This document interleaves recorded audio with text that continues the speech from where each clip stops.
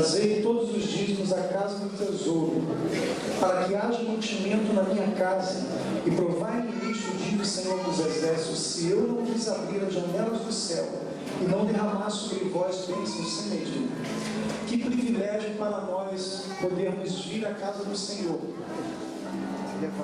e poder devolver a Ele os recursos daquilo que Ele tem nos provido a cada dia. Que privilégio poder devolver os dízimos ao Senhor e poder ofertar a Ele, dizendo: Senhor, muito obrigado.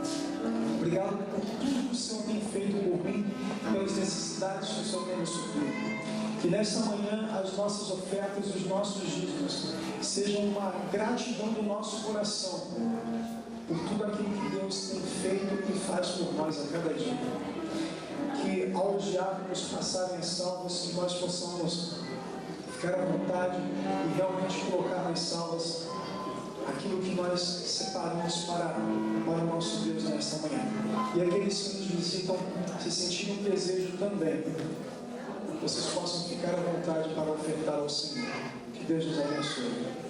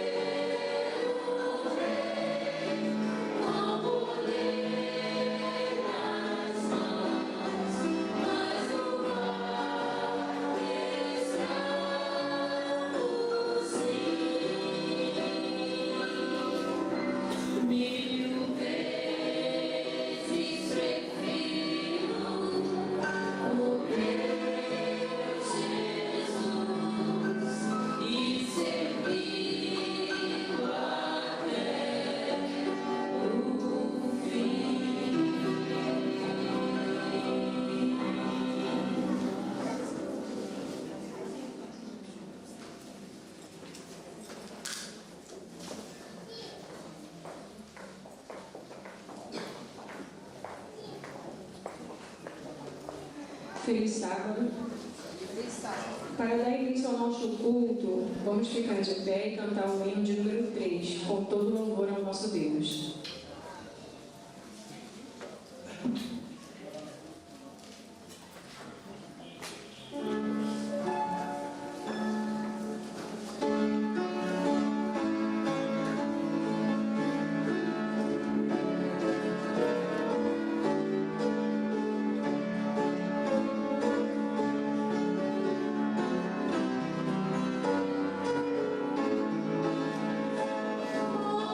Deus é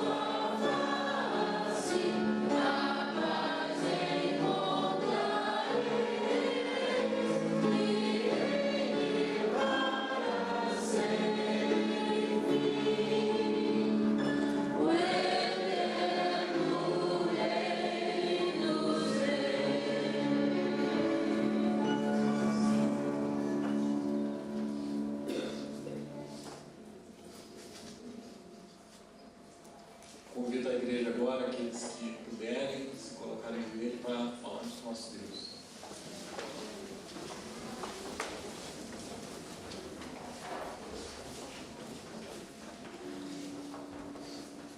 Amadíssimo bom Pai poderoso, obrigado, Senhor, porque primeiramente o Senhor nos trouxe até aqui, ó Pai. Nossos teus pés estamos e te pedimos, ó Deus, com muito valor que o Senhor venha agora nesse momento nos edificar, Pai. Traga para nós o seu pão espiritual, que o pregador, nosso pastor, que ele possa trazer uma mensagem que venha realmente falar fundo em cada coração aqui, ó Pai. Peço também uma bênção especial àqueles que não puderam vir, o Senhor sabe o motivo de cada um, mas ainda são seus filhos, ó Pai. E que, mesmo estando longe daqui nesse momento, o Senhor possa abençoá-los também. Essas bênçãos te rogo e sabemos, ó Pai, que não somos merecedores, mas em nome do teu Filho amado Jesus é que te pedimos. Amém.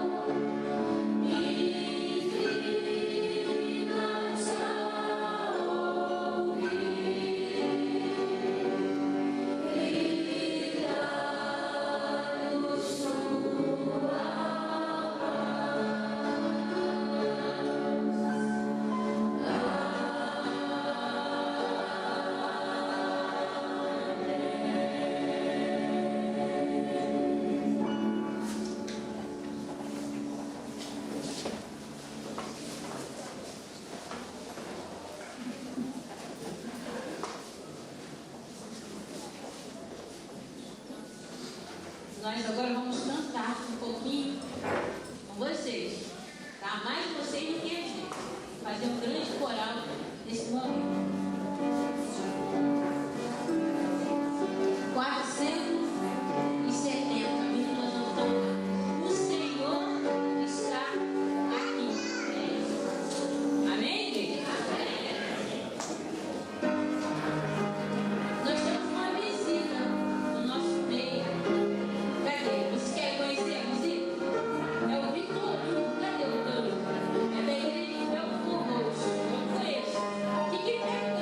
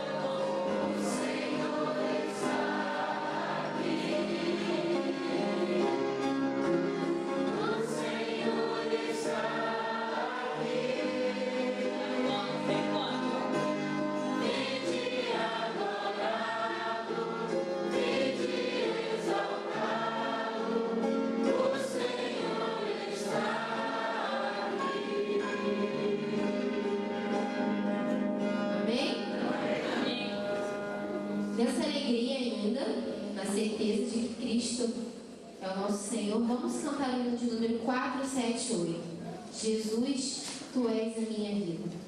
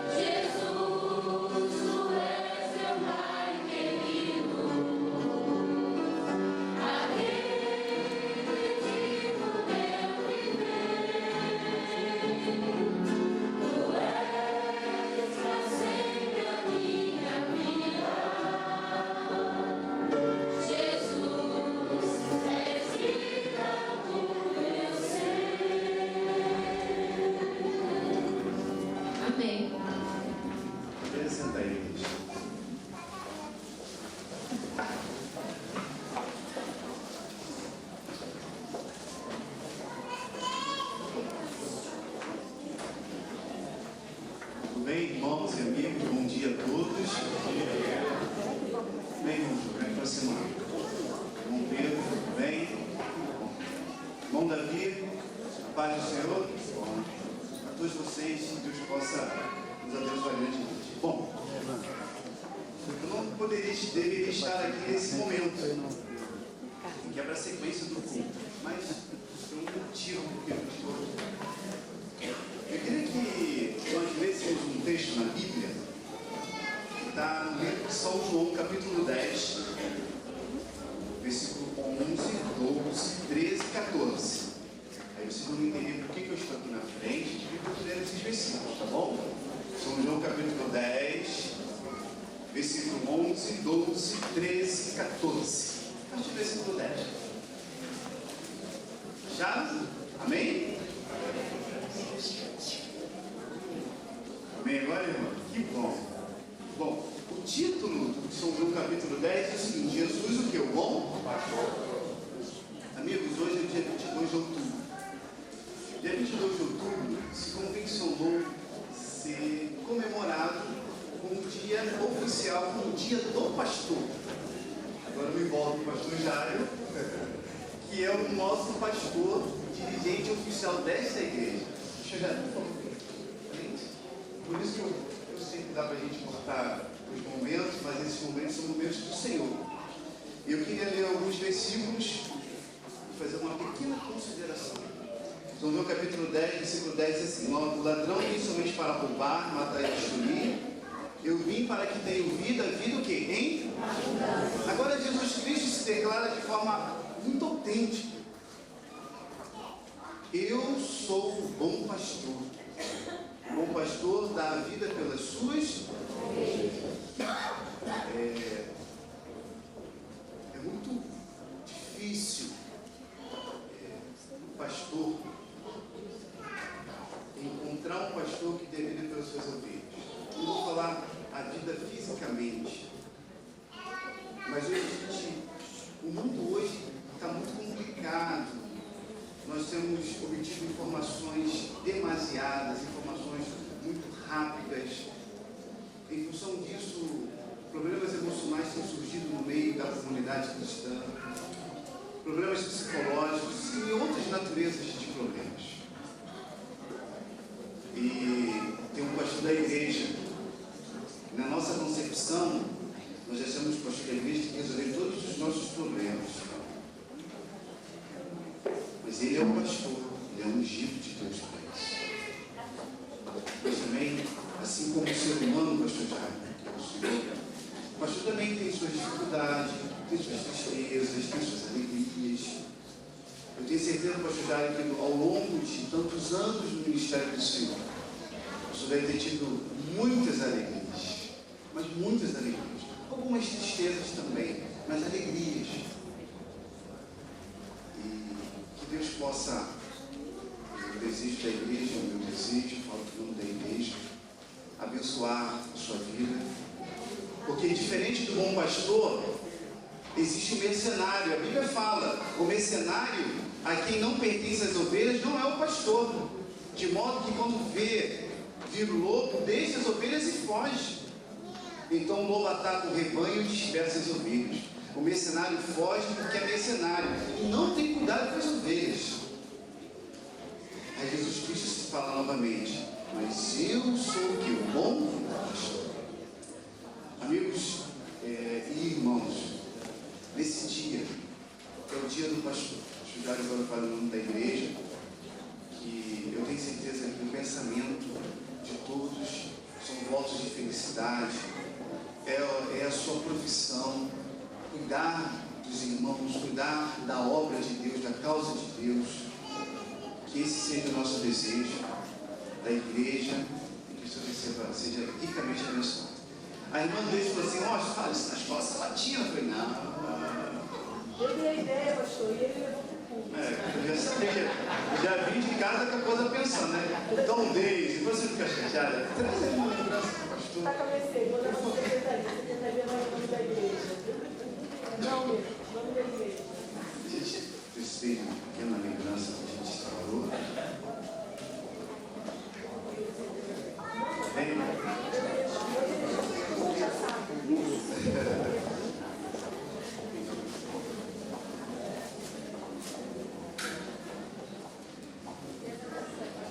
nós vamos orar. Você quer falar alguma coisa, pastor? O presente aqui está cheio de doçuras, de coisas boas, de café da manhã até lanchinho da tarde, tem tudo aqui. Mas isso exprime realmente o desejo de vocês, e eu sou grato por isso, por esse simbolismo, né? Mas muito mais assim pelo significado da lembrança.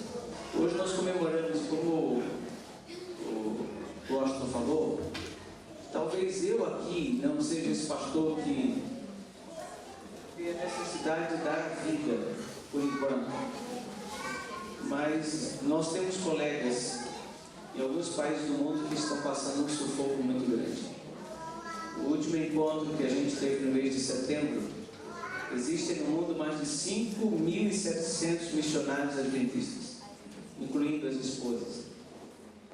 Desses, mais de 100 que estão em países como a Indonésia, Butão, Mianmar, eles estão constantemente em perigo de vida. O Mianmar e o Butão fecharam as portas para não ter religião, fecharam os templos e mandaram os pastores embora.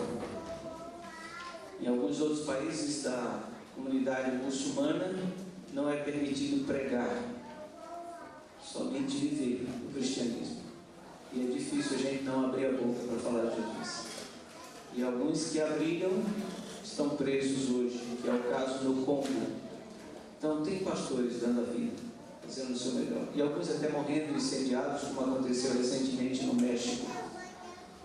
Um grupo de irmãos e pessoas não querendo a igreja lá, invadiram a igreja adventista e queimaram um grupo de 7 membros com o pastor dentro da igreja. Eles queimaram toda a igreja. Isso foi agora, no ano de 2011. Então tem pastores fazendo essa parte. Graças a Deus vivemos num país onde não temos, de certa maneira, essa situação toda ainda de conflito. Já tivemos no passado, mas hoje em dia não vivemos mais nessa situação. Mas é só esperar um tempinho mais e ela vai voltar de novo, e vocês sabem disso. E aí, nesse momento, não vai ser nada bom ter a profissão de pastor, mas poderá ser um diferencial do teu ministério pastoral. E esse ministério Deus pode conseguir não somente a um que faz teologia, mas a muitos de vocês também. E é o meu desejo. Elias e Anailton, representando os missionários da igreja, vem aqui para nós orarmos junto com o pastor, por favor. Nós, dentro da frente, iremos nos ajoelhar, a igreja pode permanecer do jeito que ela se encontra.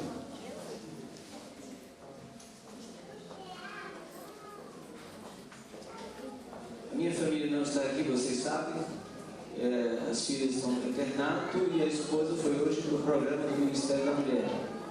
Então, o dia do pastor, a gente está aqui com vocês. Tá bom, né? Vamos ajoelhar então?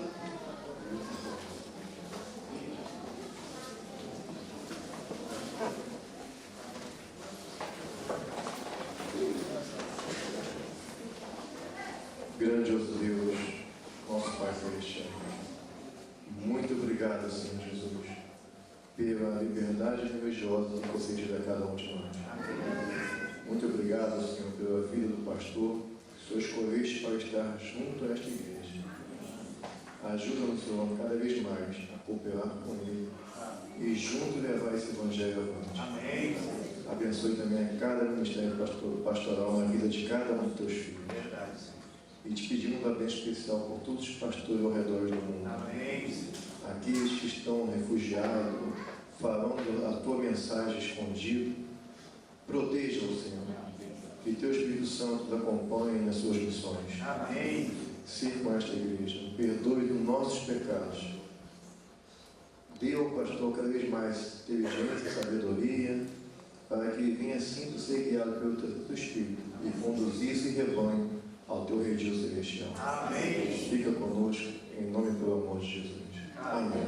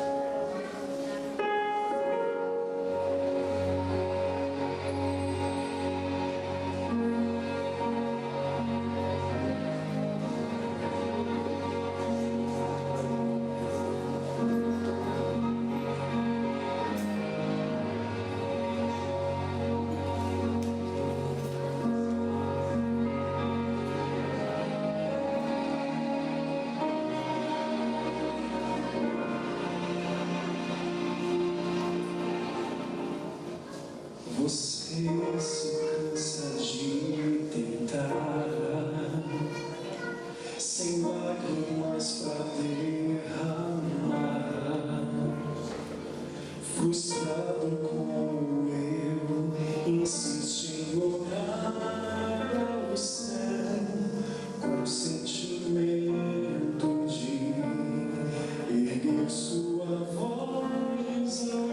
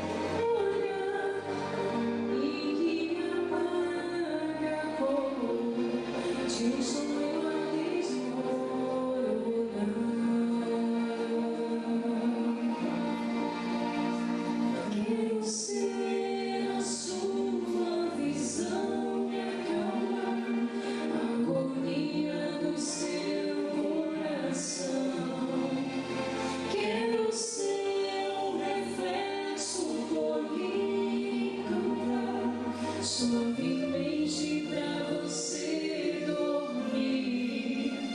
Quero ser sua motivação e manter a união entre a vida e a paz. Quero apenas ser o Deus que tudo faz.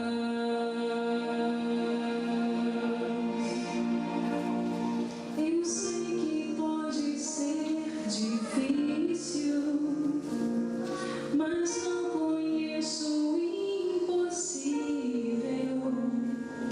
Estou ao seu lado, ouvindo você clamar, na esperança de você me deixar ajudar.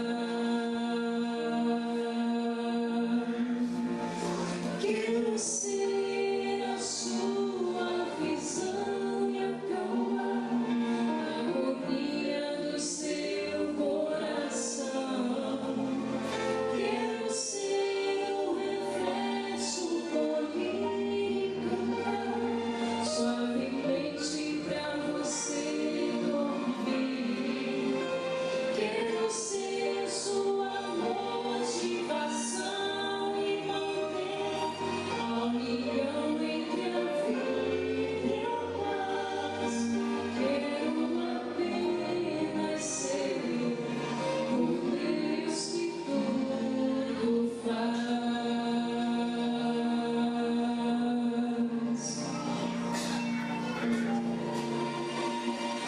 Só quero ser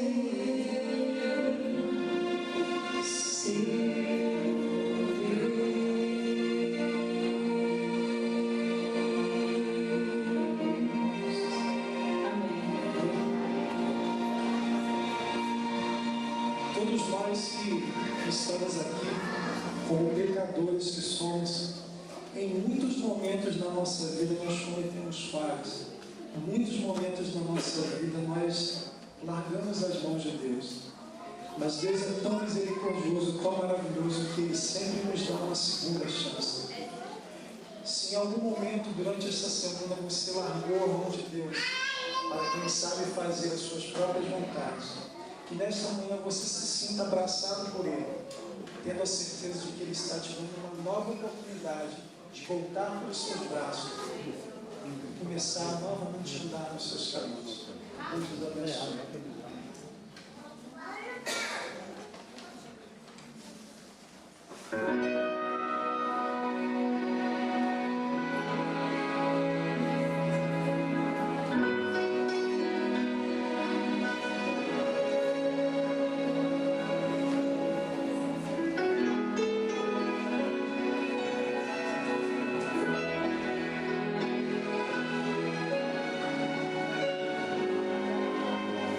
As horas de silêncio às vezes passam sem ter fim. A voz dos pensamentos traz angústia para mim. Tantos dos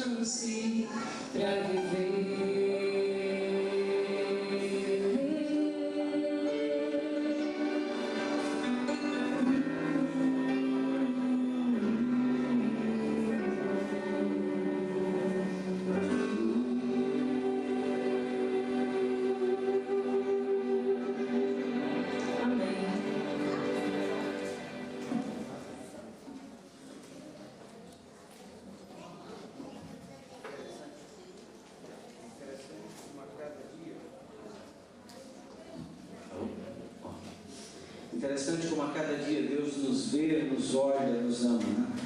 Eu estava avaliando aqui desde os primeiros momentos musicais, estava ali no quarto pastoral ainda, quando estavam cantando Era uma Velha Filha. Eu pensei que era uma menininha que estava cantando a vozinha, mas um ótimo dueto.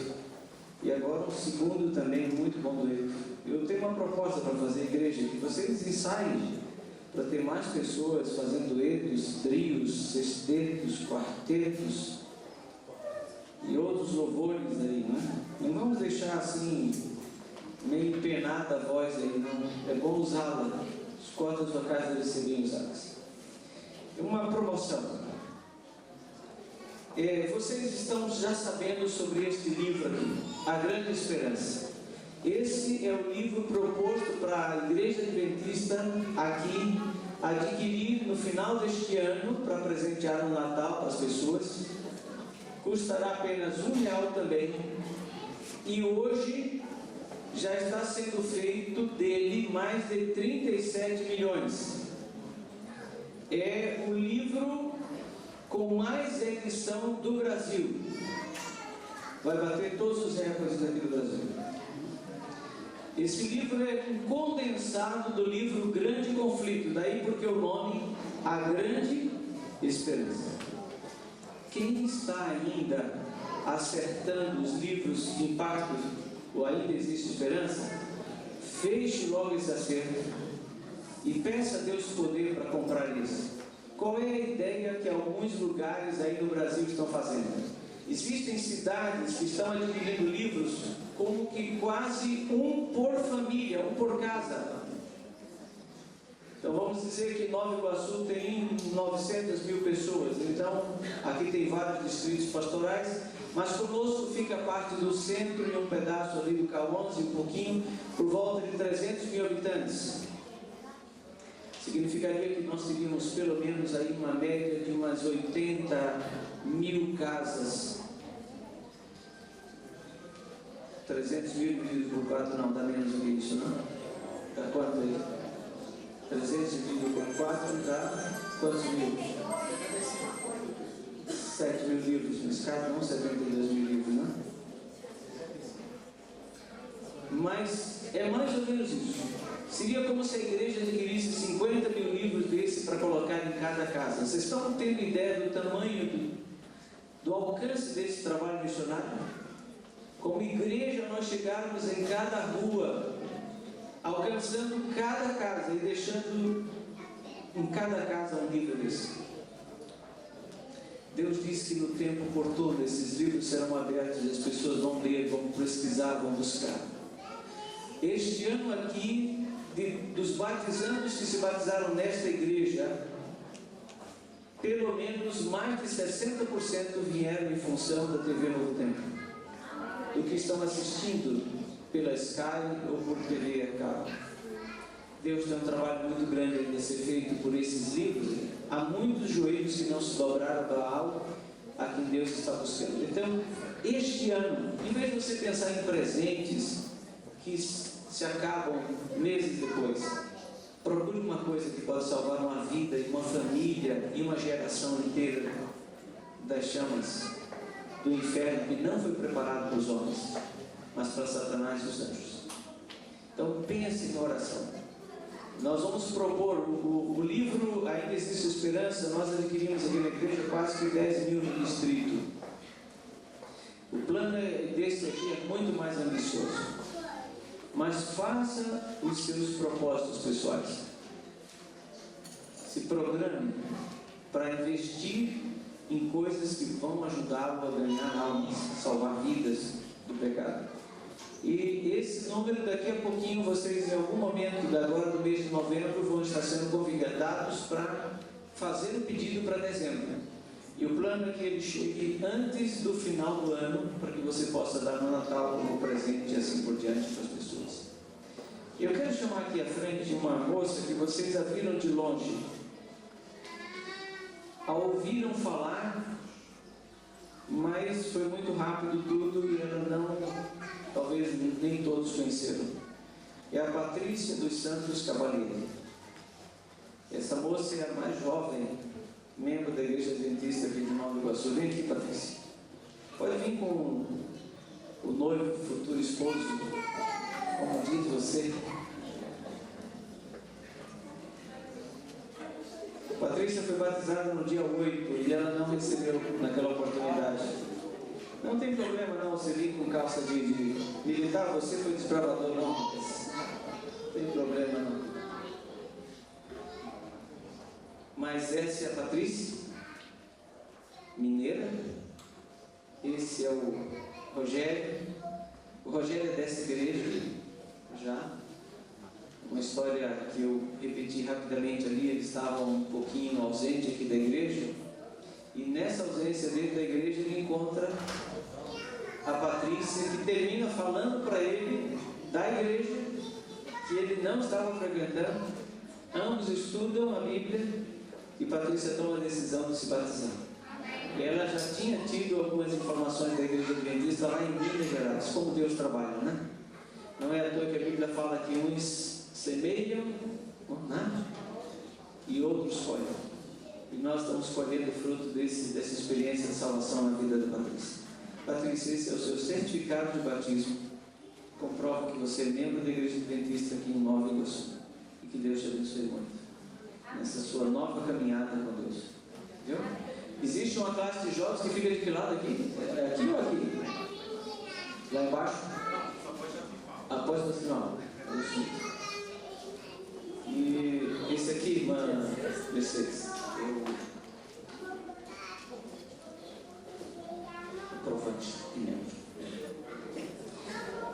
o Washington começou falando do bom pastor. Eu vou falar do rebanho hoje. Me programei para falar do rebanho, imaginando que o foco, o bom pastor já é muito conhecido. O único bom pastor e bom de fato é Deus. Mas eu quero falar do rebanho, e do rebanho num contexto de igreja. A Bíblia Sagrada, quando usa essa expressão igreja ou eclésia, ela está falando de casa do Senhor. E quando ela fala de casa do Senhor, vocês entendem porque em Coríntios Deus nos recomenda através de Paulo a mantermos o santuário de Deus que habita em nós, limpo do pecado. Uma recomendação de Deus é que esse santuário seja puro, não seja contaminado pelas coisas que há no mundo, porque esse santuário sou eu, este santuário é você. Olhando o que Paulo fala de igreja e o que a Bíblia toda fala de igreja, igreja também significa um ajuntamento ou uma assembleia de pessoas. Igreja em todo o Novo Testamento, sobretudo no livro de Atos, são pessoas que habitam determinados locais, que estão juntas geograficamente. Daí porque se usa tanto no Novo Testamento as expressões a igreja que está na casa de fulano, a igreja que está na casa de outro fulano. Somente Paulo usa o termo igreja 65 vezes. Num sentido geral, significa uma comunidade de pessoas. Num sentido restrito, significa você e eu. A noção que a Bíblia tenta passar de igreja ou de rebanho é de uma entidade que está no mundo, mas que não é do mundo. Estando no mundo, ela sofre tudo que infelizmente o mundo também sofre. Não é à toa que, melhor do que ninguém, nós morremos por câncer, morremos por AIDS, até por contaminação, morremos por tudo que é tipo de doença. Temos os nossos filhos atropelados, nossos pais também mortos, e assim por diante. Mas quando Deus se refere à igreja, a Bíblia Sagrada pontua que Ele é a peça fundamental da igreja em todos os aspectos. Cristo, por exemplo, é o corpo, a igreja é o corpo de Cristo. Portanto, Cristo permeia a igreja, permeia o corpo. Cristo é a cabeça da igreja, Colossenses 1, versículo 18. Portanto, Ele quem a dirige, por mais que nós, os homens, subpastores de Deus, possamos fazer a nossa parte, unicamente Ele é quem dirige. Nós, inclusive, em muitos aspectos, atrapalhamos, prejudicamos o andamento da igreja. Não conseguimos ver muito além dos palmos à nossa frente, e não tendo a visão de futuro, uma larga visão, uma visão mais ampla, prejudicamos em muitos aspectos. Mas Cristo não, nunca na realidade. Embora nem sempre a gente entenda os caminhos dele. Isso significa entender, por exemplo, porque ele tira e põe. Porque ele põe quem a gente não gosta, porque ele tira quem a gente gosta, e vice-versa. A igreja é chamada também de noiva de Cristo, em Apocalipse 21, versículo 1 a 3. E como tal, o relacionamento que Cristo quer aqui expressar é um relacionamento de amor apaixonado. É alguém que vai se unir de maneira absoluta, total e restrita. Não vai ter medos nem receios. A noiva de Cristo, a sua esposa, deve, em compensação, estar preparada. E essa é uma coisa da qual Deus não abre mão. Porque se não estiver preparada esta noiva, Cristo virá num dia em que ninguém sabe, e com ele entrará quem estiver preparado, quem estiver com um reservatório a mais do poder do Espírito Santo na vida. A igreja é chamada da esposa de Cristo, e como tal, ainda mais intimidade, mais amor, e agora também uma outra e nova função da igreja: procriação. Como noiva não se espera que se procrie, mas como esposa, Deus espera que a igreja procrie. E a igreja deve fazer isto usando a visão, usando a missão, usando os dons espirituais. É inadmissível que numa igreja, por exemplo, nem todos participem, ou que não se acham pessoas para as funções que há, eclesiasticamente falando, e que se tenha que usar várias pessoas para determinadas funções, porque estamos, na realidade, dizendo, em outras palavras, que Deus não está atuando em todos, somente em alguns. Essa esposa precisa frutificar. Daí porque Deus espera da igreja que ela produza frutos. São os filhos, geneticamente falando, em primeiro lugar, mas são os filhos espirituais. Eu não sei se está aqui na igreja, mas ontem eu visitei uma família, o André, a Adriana e a Gabriele. Está aqui presente hoje? Eles falaram que ele está aqui hoje, mas não estão. Ontem eu visitei essa família, vocês vão conhecê-los. Eles estão vindo aqui na igreja nos cultos de quarta, domingo e um pouco menos nos cultos de sábado. Uma história interessante sobre este casal é que um dia, por algumas razões, eles começaram a se afastar. Deixaram a escola sabatina, deixaram o culto. Interessante que esse afastamento já fazem quase 9 anos. E como corpo de Cristo a gente não foi buscados.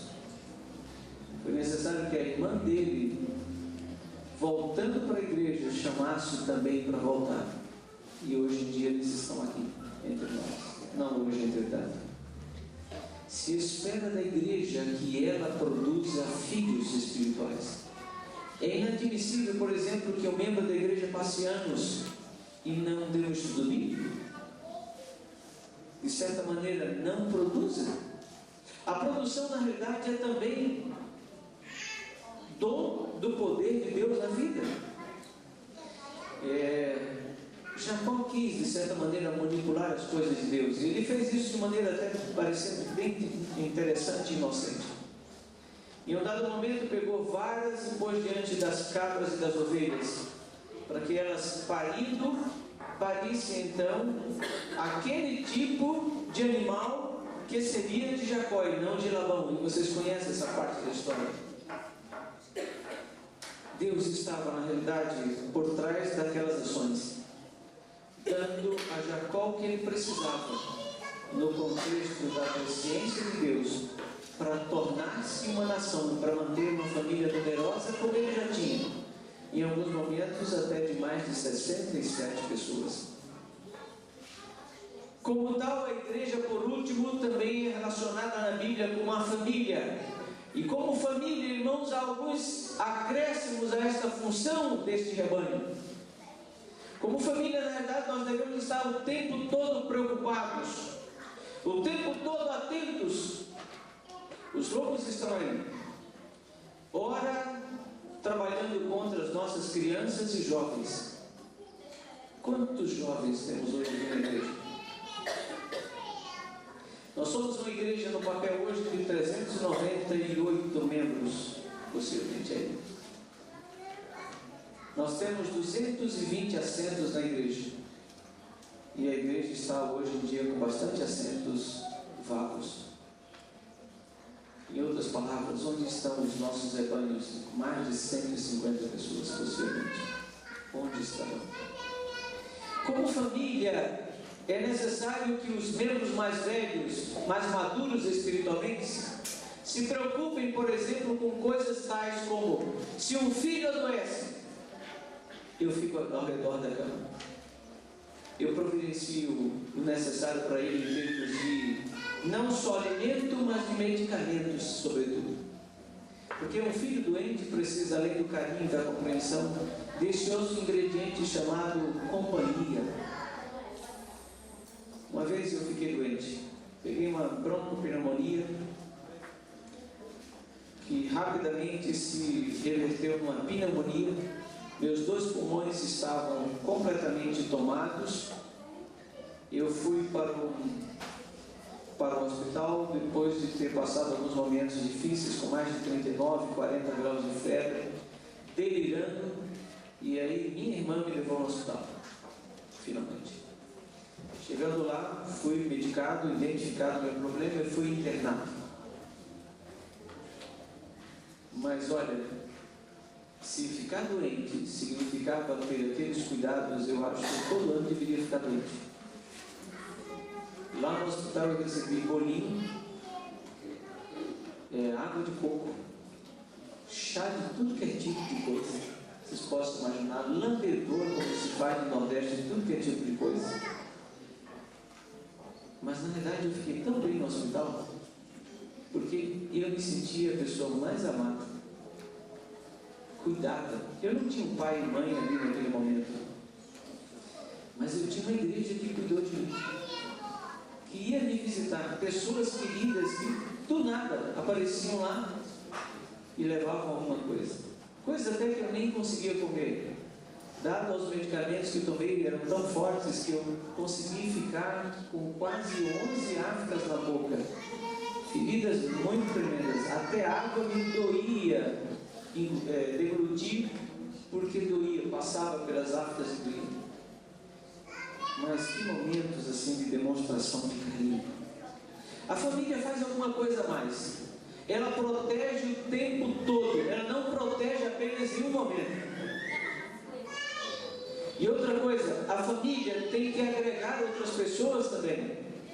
Famílias isoladas, rapidamente elas se extinguem. As grandes tribos do mundo que ainda sobrevivem, elas sobrevivem ainda porque estão unidas. São pequenos núcleos, mas estão unidos de 50, 70 indígenas, lá no Roraima, Rondônia, no Acre, assim por diante, na Amazônia, em vários aspectos. Mas se fosse somente uma pessoa, com certeza ela já teria sido apagada o seu nome da face da terra. Não existiria mais.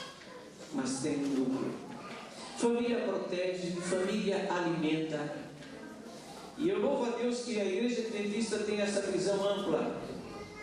Necessariamente não usamos todos os recursos naquilo que é para o nosso tempo, mas usamos o recurso muitas vezes para os nossos departamentos infantis, que nem entendem por que a gente está fazendo isso para eles.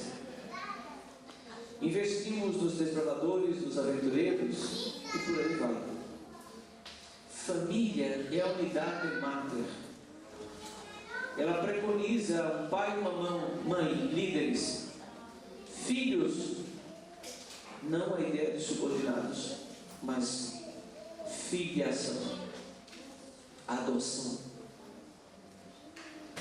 completamente entrega. Que pai não se entrega pelos filhos quando são pequenos? É uma entrega total. Em muitos aspectos a mãe completamente se nega, deixa de trabalhar, deixa de estudar, deixa de comprar coisas para si e foca tudo nos filhos. Assim deve ser a igreja. E nesse contexto, irmãos, nós somos chamados para amar a igreja.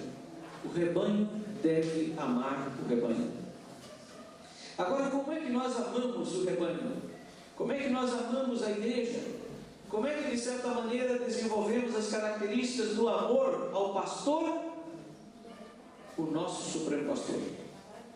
Em primeiro lugar, agradeça a Deus o estabelecimento da igreja.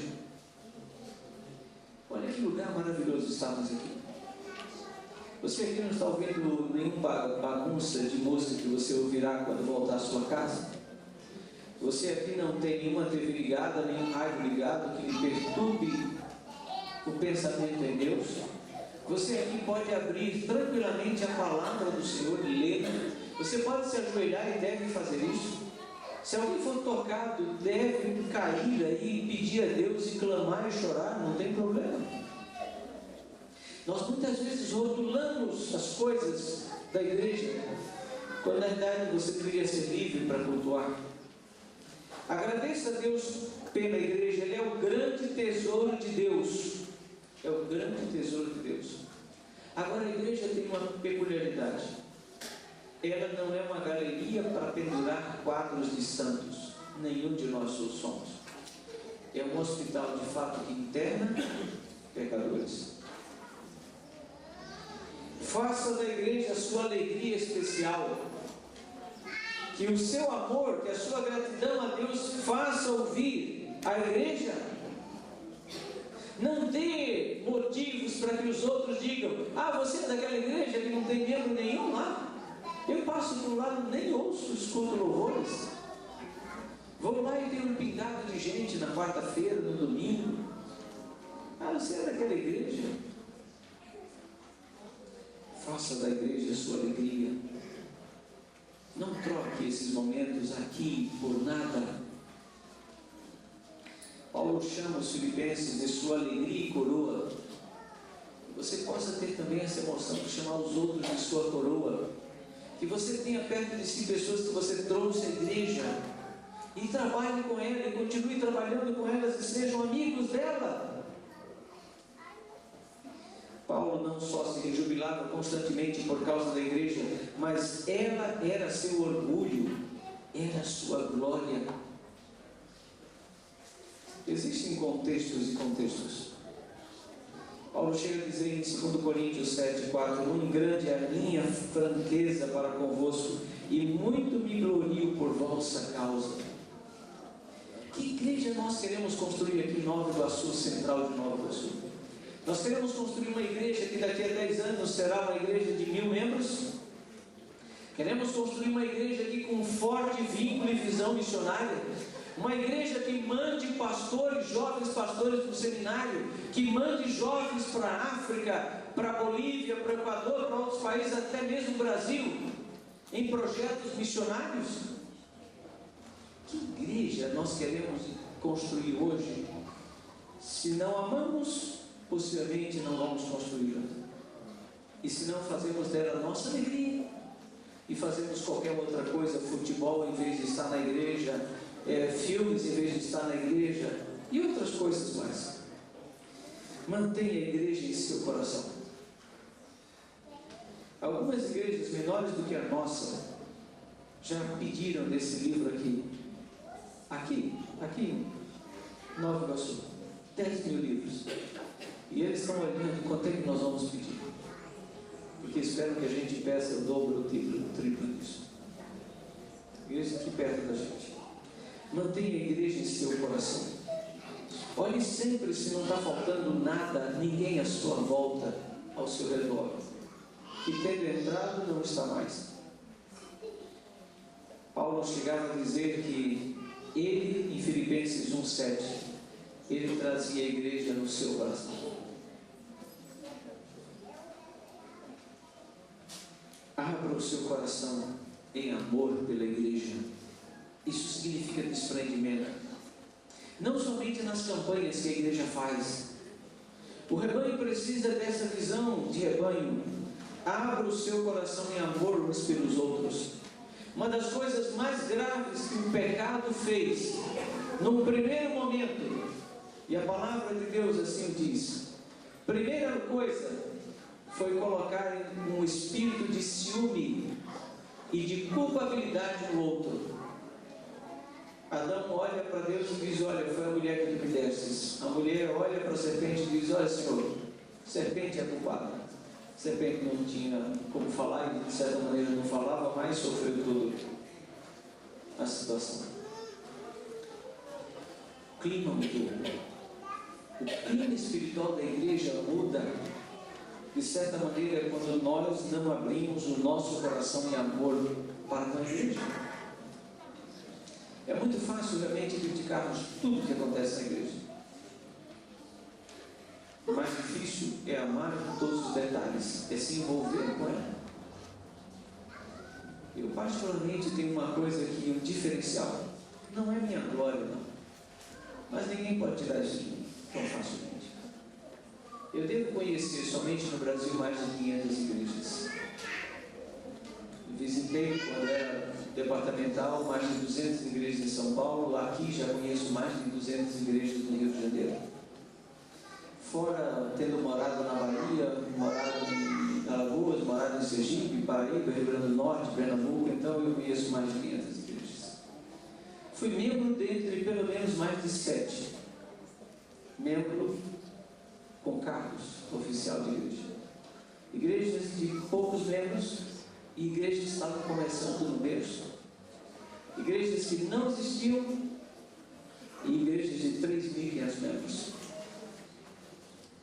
Vendo tantas igrejas com características tão diferentes, eu sonho com algumas características que vi boas em algumas delas. Um forte senso de unidade, uma forte visão de missão. De uma das igrejas que eu fui membro, chamada Mostardinha, em Recife, Pernambuco. De uma igreja simples, numa comunidade, um bairro pobre. Até eu me formar em teologia, eu fui o 7º pastor que saiu daquela igreja. Depois de mim, outros tantos mais saíram. Uma igrejinha pequena, 150 metros, mas com uma forte visão missionária. Abra o seu coração em amor pela igreja. 2 Coríntios 6, versículo 11, Paulo diz: olha, para vós outros alarga-se o nosso coração. O coração de Paulo se ampliava, aumentava para incluir mais pessoas. Hoje é a Patrícia, amanhã a mãe da Patrícia, né? A sogra da Patrícia. A igreja deve estar sempre ampliando-se, sempre ampliando-se. Paulo invocou Deus como testemunha de que ele de fato amava a igreja, profunda e verdadeiramente. Tenha constante desejo santo pela igreja. Constante desejo santo pela igreja. Em outras palavras, isso significa: o seu anseio era tão grande porque Jesus compartilhara com ele um profundo afeto. E Paulo queria, na verdade, repetir esse afeto. É por isso que, por mais que as igrejas dissessem: Paulo, não volte para Jerusalém, Deus tem nos falado que você vai ser prisioneiro lá. Paulo disse: que importa? Mas o Espírito Santo está me movendo para lá. E ele voltou a Jerusalém trazendo dádivas e lá foi preso. E de lá nunca mais se tornou livre de novo. Tenha constante desejo santo pela igreja. Em Filipenses 4:1, Paulo chega a dizer: meus irmãos amados e muito saudosos, minha alegria e coroa. Eu tenho que dizer isso de algumas igrejas. A igreja, por exemplo, de 7 Lagos. Vocês podem imaginar isso? Uma região alagadiça lá em São Paulo. que era um charco, um lodo, e as pessoas foram amontoando casas, construindo em cima do lodo e assim por diante. Eu vim saber o que de fato significava isso quando nós compramos um terreninho de 10 metros por 21 e começamos a construir a igreja. Cavamos 2 metros, deu água. Cavava mais um pouco, continuava dando água, e aquele barro de lodo que a enxada quase que não batia. Tivemos que fazer um esforço hercúleo para conseguir bater as estacas. Mas naquele lugar de lodo tem uma igreja adventista, hoje constituída. No lugar não havia nada, nenhum adventista. Começou do nada, começou de uma conferência de Semana Santa, numa associação de moradores. E Deus nos deu depois esse terreno. Ame mediante constante intercessão a sua igreja, o seu rebanho. Cada um de nós deve manter isso. Manter os nomes o tempo todo. Eu estava na classe da irmã Rose e ela estava falando: olha, minha classe ora. Que bom, que ótimo. Continuemos orando, intercedendo, façamos isso com choro, com lágrimas. Não percamos a oportunidade de continuar pregando, falando e amando essa visão maior de Deus para a nossa responsabilidade de vida. Cristo vive para interceder pela igreja e pelo mundo. É Ele quem dirige o Espírito para colocar no coração de um líder piedoso fardos de oração pela igreja. Oremos. Se alguém não veio, por que não veio? Eu sonho com o momento em que no final do culto já existe um departamento da igreja que pega o telefone e comece a ligar pelos membros que vieram à igreja pela primeira vez. E aí uma escola sabatina que passa por esse mesmo departamento, talvez os telefones de quem não estava presente na escola sabatina. Olha que alegria! Você em casa recebeu um telefonema, irmã, que é o irmão fulano tal da igreja da sua classe. Nós gostaríamos de saber por que você não veio. Puxa vida, ela vai desmontar a pessoa. Ela vai dizer para você: família cuida de família. Os apóstolos tinham isso de maneira tão espiritual que quando em muitos momentos a igreja estava reunida e eles presos, quando eles se soltavam, eles iam para a igreja que estava reunida em oração. Tenha um amor paternal pela igreja. Faça surgir uma igreja. Fazer surgir uma igreja algumas vezes é custoso e penoso. Igreja requer recursos. Família requer recursos. Quantos recursos você dá? Ontem, minha esposa pediu para eu ir comprar algumas coisas para levar no ônibus que saiu hoje de madrugada aqui lá para Itaboraí para o Congresso do Ministério da Mulher. E eu fui no Guanabara. Moço do céu. Eu não me vi naquele negócio. Cheio demais. Não conseguia. Eu estava com o carrinho. E eu comprei somente ela pediu para eu comprar um bombonzinho, umas coisinhas ali. E eu fui. Não conseguia andar. Filas quilométricas naqueles balcões ali. Eu não sabia o que estava acontecendo. Aí perguntei, né? Estou ainda me acostumando. Perguntei: olha, o que está havendo aqui, né? É aniversário. E tem um carro por dia. E tem outros brindes também, então está todo mundo lá. Eu realmente tinha pressa, saí do Guanabara, não comprei nada, porque ia demorar tanto, fui para o açaí do lado. Não tinha ninguém. Só tinha assim as pessoas, os homens lá, os balcões vazios. Né? Aí eu me senti em casa, porque eu queria tempo, né? Comprei as coisas mais caras, mas aprendi a lição ali. Na verdade, algumas vezes você dando e você recebe de fato, né? Estava cheio porque tinha um motivo a mais. Tenha amor a mais para dar.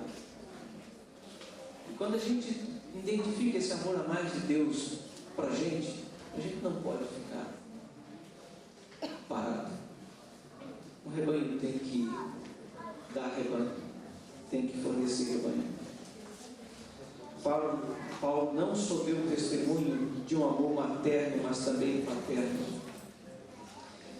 Os termos que ele usa para identificar a igreja, eu estou terminando, envolvem algumas palavras como afadigo, trabalho sem cessar. Trabalho sem cessar. Paulo usa também a expressão grande luta. Significa, em outras palavras, que ele competia, lutava, agonizava por uma alma. E Paulo falava isso num contexto em que em muitos momentos ele teve que sair da cidade, ou ser dado como morto. Eu não sofri isso aí. Meu pai talvez um pouco. Meu pai contava uma história de que em alguns momentos ele dormiu no mato, no canavial, porque como comportou na década de 50 e 60, ele era considerado herege em alguns lugares onde chegava.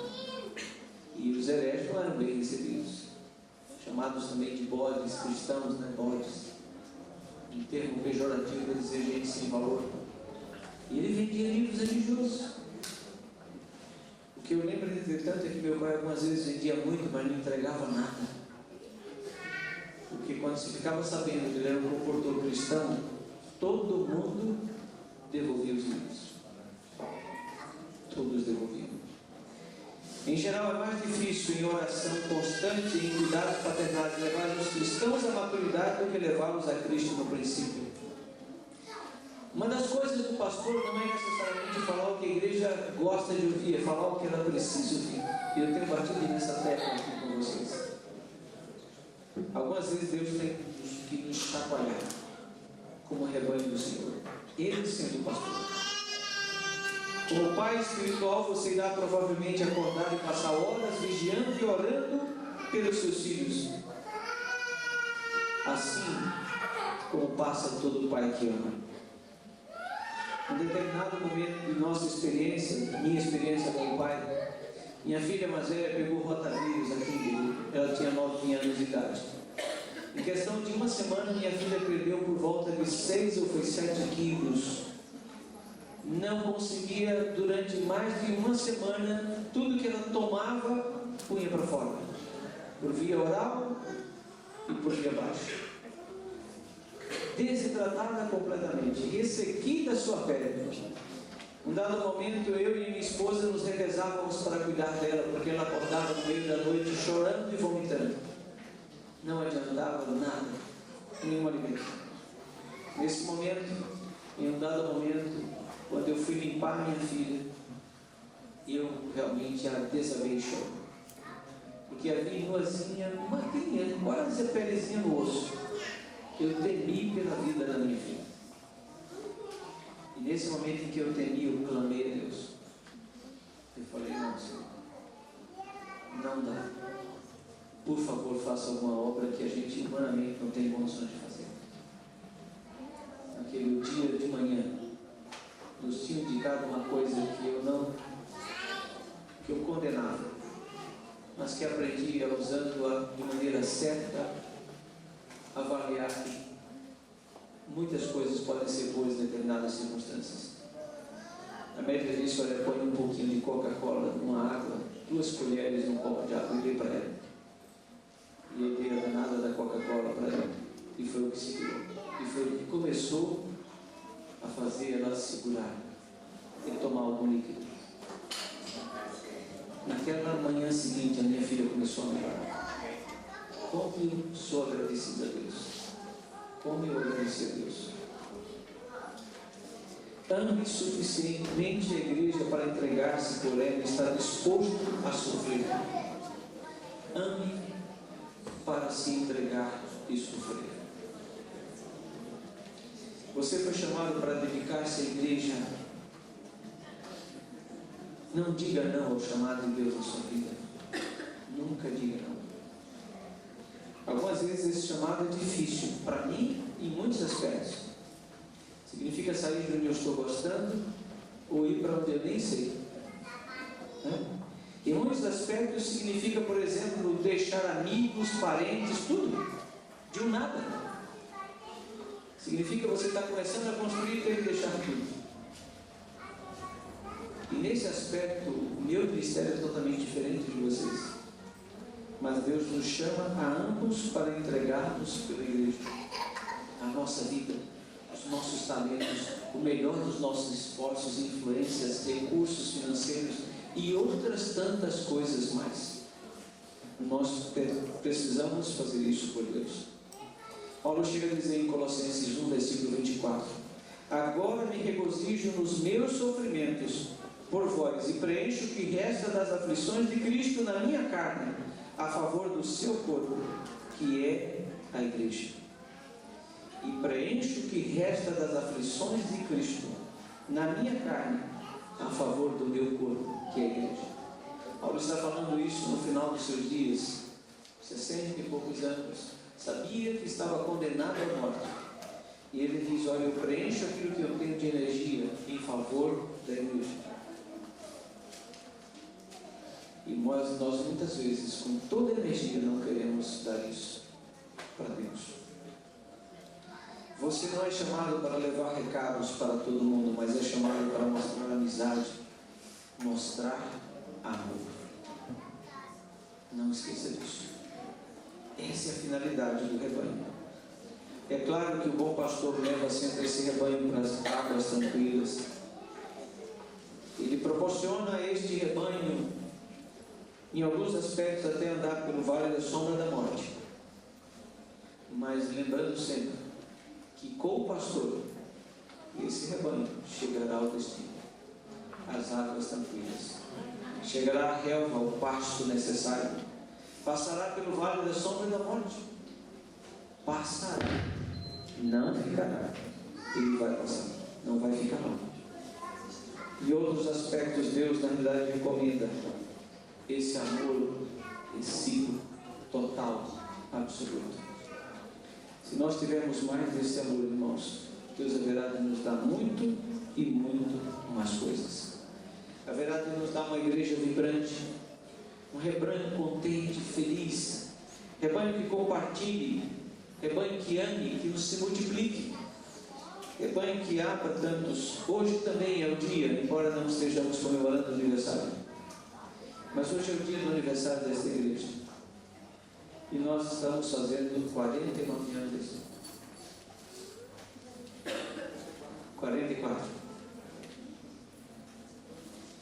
44 anos. Eu acho que é 49, eu tenho lá no estádio da associação. Isso diz muito do que essa igreja tem feito. Eu sei da história de vocês, os pioneiros. Abriram várias igrejas que hoje são distritos aqui ao lado. Não percam jamais essa visão. Mas também não deixe jamais de perder os que estão aqui dentro. Eu estou recebendo aqui na igreja agora o meu irmão ali. Ele está meio perdido. Perdido porque não sabia muito bem como chegar aqui, mas ele é meu irmão mais novo. Levanta aí, Gelson. Ele é baixinho como eu. Ele está aqui no Rio vindo aqui para conhecer um pouquinho e vai lá para casa daqui um pouco. Que bom tê-lo aqui. Que Deus nos abençoe. Que Deus nos ajude como igreja a ter esse alvo maior, essa militância de amar a nossa igreja a partir das ações que nós podemos fazer por ela, de entrega ao meu desejo e à minha oração. Amém.